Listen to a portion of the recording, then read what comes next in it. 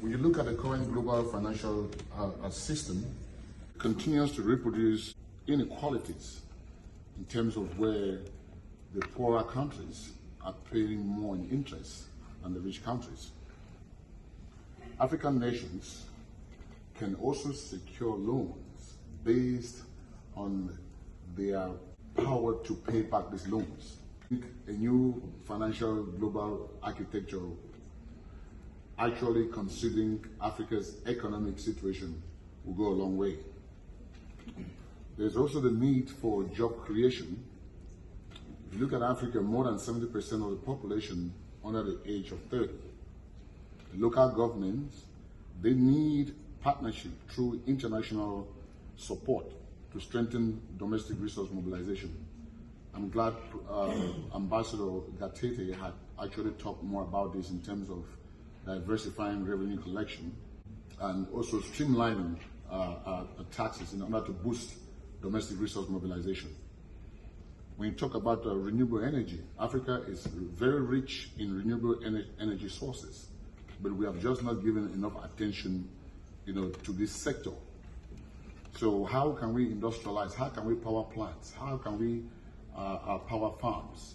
How can we take on modern sustainable agriculture without power? And then we also have to look at ways. Last year, $45.6 billion went to Africa as remittances.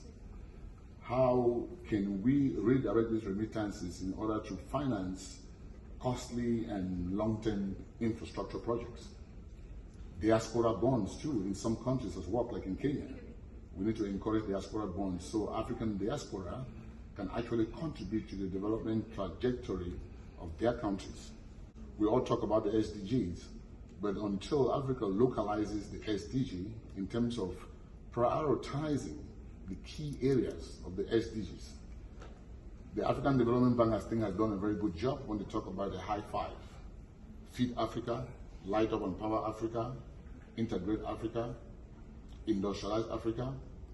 Professor Dikumana made a very good point about illicit financial flows, but I also think there need to be a global, national, and multinational enforcement body to repatriate stolen monies from Africa.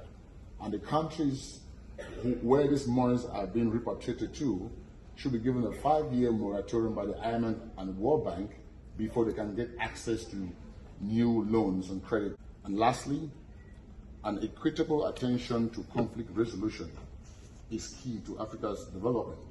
When we look at the recent intervention by the international community on the war in Ukraine, it suggests that international interest is actually hampering the development efforts in Africa.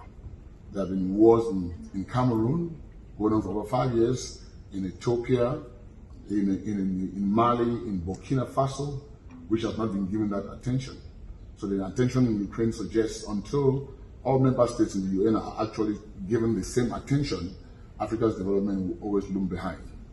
And finally, Ali Mazrui defined development as modernization minus dependency. Africa has to be dependent in every aspect in order for us to achieve the development that we seek to achieve. Thank you, Madam Moderator. Thank you very much for that, and we shall move on to the United Kingdom.